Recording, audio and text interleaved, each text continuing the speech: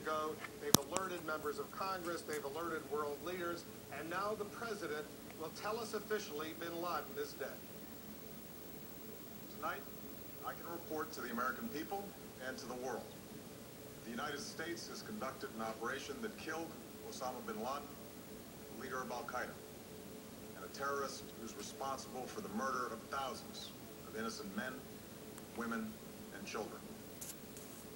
It was nearly 10 years ago that a bright September day was darkened by the worst attack on the American people in our history.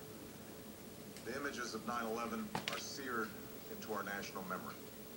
Hijacked planes cutting through a cloudless September sky, the Twin Towers collapsing to the ground, black smoke billowing up from the Pentagon, the wreckage of Flight 93 in Shanksville, Pennsylvania, where the actions of heroic citizens saved even more heartbreak and destruction. And yet we know that the worst images are those that were unseen to the world. The empty seat at the dinner table, children who were forced to grow up without their mother or their father, parents who would never know the feeling of their child's embrace, nearly 3,000 citizens taken from us, leaving a gaping hole in our hearts. On September 11th, 2001, in our time of grief, the American people came together. We offered our neighbors a hand, and we offered the wounded our blood. We reaffirmed our ties to each other and our love of community and country. On that day, no matter where we came from, what God we prayed to, or what race or ethnicity we were united as one American family. We were also united in our resolve to protect our nation and to bring those who committed this vicious attack to justice. We quickly learned that the 9/11 attacks were carried out by Al-Qaeda, an organization headed by Osama Bin Laden, which had openly declared war on the United States and was committed to killing innocents in our country and around the globe. So we went to war against Al-Qaeda to protect our citizens, our friends, and our allies. Over the last 10 years, thanks to the tireless and heroic work of our military and our counterterrorism professionals, we've made great strides in that effort. We've disrupted terrorist attacks and strengthened our homeland defense. In Afghanistan, we removed the Taliban government, which had given Bin Laden and Al-Qaeda safe haven and support. And around the globe, we've worked with our friends and allies to capture or kill scores of Al-Qaeda terrorists, including several who were a part of the 9/11 plot. Yet, Osama Bin Laden avoided capture and escaped across the Afghan border into Pakistan. Meanwhile, Al-Qaeda continued to operate from along that border and operate through its affiliates across the world.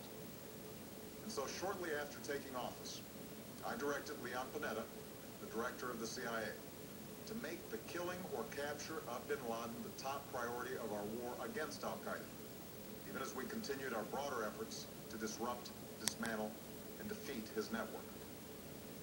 Then, last August, after years of painstaking work by our intelligence community, I was briefed on a possible lead to Bin Laden. It was far from certain, and it took many months to run this thread to ground. I met repeatedly with my national security team as we developed more information about the possibility that we had located Bin Laden hiding within a compound deep inside Pakistan. And finally, last week, I determined that we had enough intelligence to take action and authorized an operation to get Osama Bin Laden and bring him to justice. Today, at my direction, the United States launched a targeted operation against that compound in Abbottabad, Pakistan. A small team of Americans carried out the operation with extraordinary courage and capability. No Americans were harmed. They took care to avoid civilian casualties. After a firefight, they killed Osama Bin Laden and took custody of his body. For over 2 decades, Bin Laden has been Al-Qaeda's leader and symbol, and has continued to plot attacks against our country and our friends and allies. The death of Bin Laden marks the most significant achievement to date in our nation's effort to defeat Al-Qaeda. Yet his death does not mark the end of our effort. There's no doubt that al-Qaeda will continue to pursue attacks against us. We must, and we will, remain vigilant at home and abroad.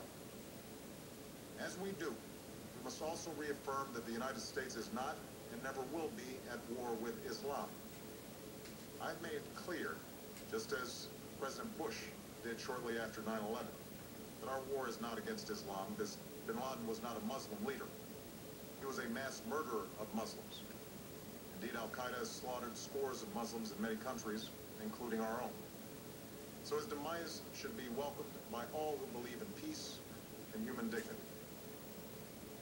Over the years, I've repeatedly made clear that we would take action within Pakistan if we knew where bin Laden was. That is what we've done. But it's important to note that our counterterrorism cooperation with Pakistan helped lead us to bin Laden and the compound where he was hiding. Indeed, bin Laden had declared war against Pakistan as well and ordered attacks against the Pakistani people. Tonight, I called President Zardari, and my team has also spoken with their Pakistani counterparts. They agree that this is a good and historic day for both of our nations. And going forward, it is essential that Pakistan continue to join us in the fight against al-Qaeda and its affiliates. The American people did not choose this fight. It came to our shores.